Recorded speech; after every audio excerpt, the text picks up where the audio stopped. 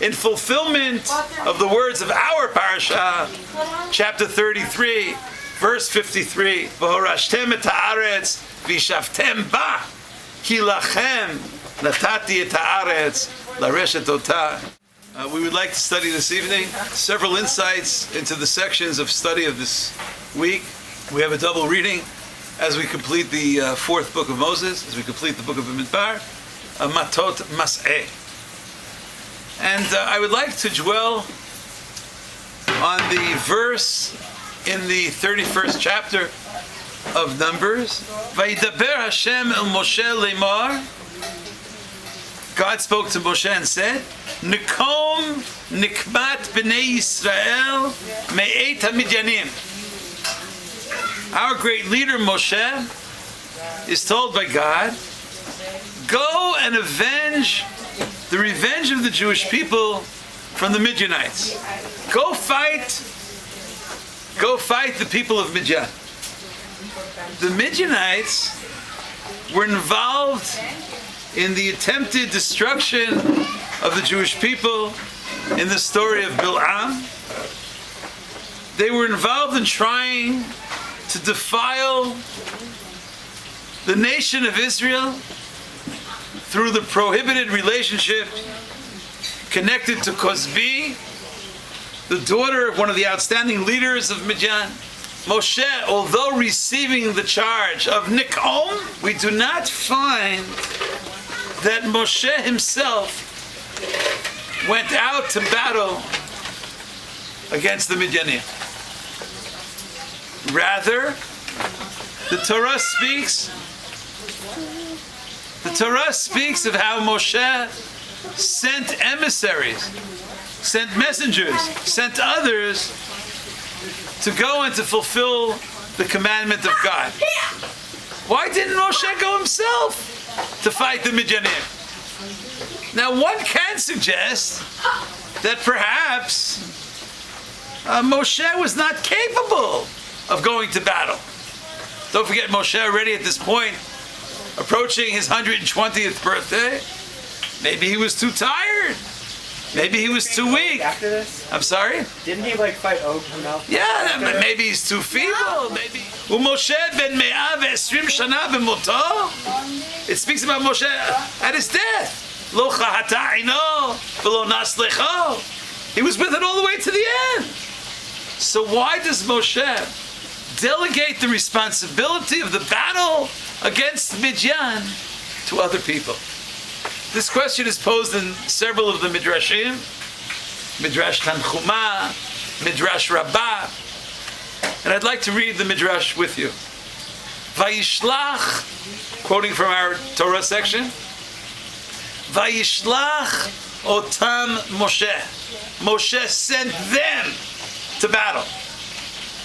Asks the Midrash, HaKadosh Baruch Hu amar leMoshe Nikom? God had told Moshe, you go and you battle, Batzmecha, V'hu shalach achirim, and he sends other people. Elah, says the Midrash, al yidei shenitgadel b'Midyan. Since Moshe, he himself grew up in Midian, he himself was saved in Midian. Amar Moshe, Eino kidai shani meitzer lemi sha'asu li tova. I cannot be the one to carry out a battle. I cannot be the one to destroy the very nation that was so kind to me. Or in the language of the Tosafists, as they quote the Midrashim, Eino bedin she'evgod bahem shehem asuli tovat hana'ah. They were so kind to me.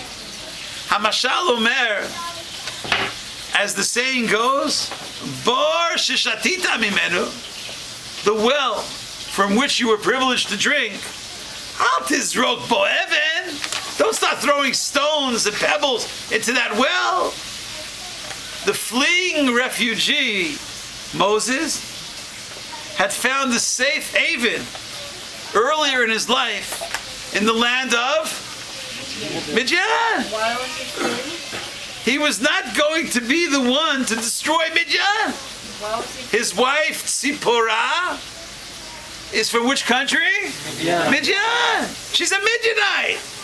It seemingly would be morally incorrect to cast stones into the well that was responsible for his own preservation. The rabbis in Tractate Bava Kama 92b teach that a proof text to this very idea can be found in the 23rd chapter of the book of Deuteronomy. In a most unusual commandment, the Torah teaches, V'lo tita'ev Mitzri.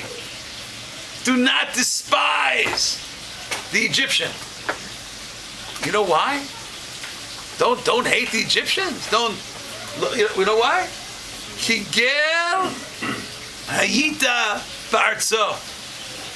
You have to have a special place in your heart for the people of Egypt, for you were strangers in their land. The Egyptians, we were strangers in the land? What about the bitter slavery? What about all the murderous acts? What do you mean we were slaves? We were strangers in the land of Egypt. Lo tita'ev Mitzri, ki ger hayita ba'artzo. Rashi writes in his commentary that despite the fact that they were involved in all of those atrocities, af al pi shezarku zechurechem layar. You know what kind of abominations went on in Egypt? They took baby boys, they threw them in the river, they killed them. Hayu lachem achsanya b'shat hadahak. Nevertheless, they served as hospitable hosts to us in the time of our need.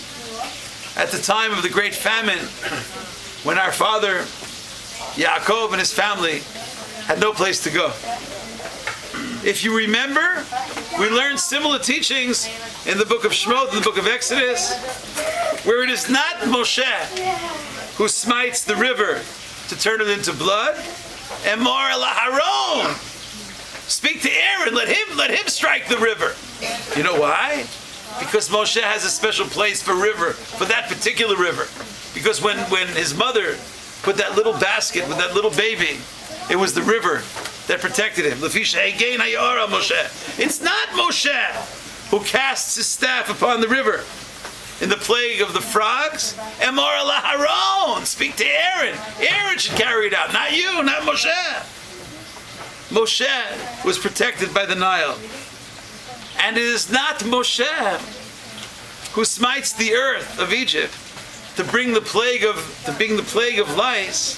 Emor el Aharon. It's Aaron, because the earth protected him when he had smitten the Egyptian.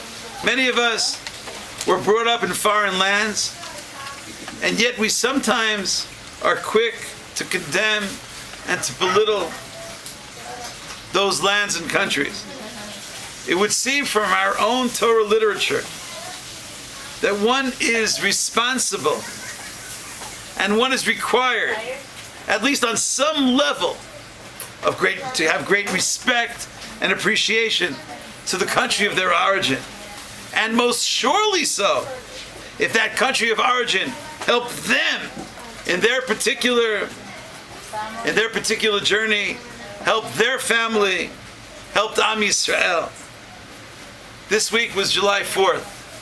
Those of us from the United States, maybe we have some kind of special connection to that date. I was trying to tell my children this week how I vividly remember that my great teacher of blessed memory, Rabbi Avigdor Miller, would hang the United States flag outside the shul, right in front of his synagogue, in recognition and appreciation of the United States of America. May we always appreciate the positive side of the lands of our dwelling, and may we forever long to fulfill the teaching of the rabbis, never to throw stones into the wells that we benefited from. And may we all, together, the entire Jewish people, merit this evening, this parasha, to leave the lands of the countries of their origin and make the great trek to the land of all lands, in fulfillment of the words of our parasha, chapter 33, verse 53, the reading of this week. V'horashtem et haaretz v'yishavtem ba, ki lachem natati et haaretz lareshet otah. We are enjoined to live in the holy land of Israel. We look forward to greeting everyone way before next week here in Yerushalayim. Thank you so much for listening.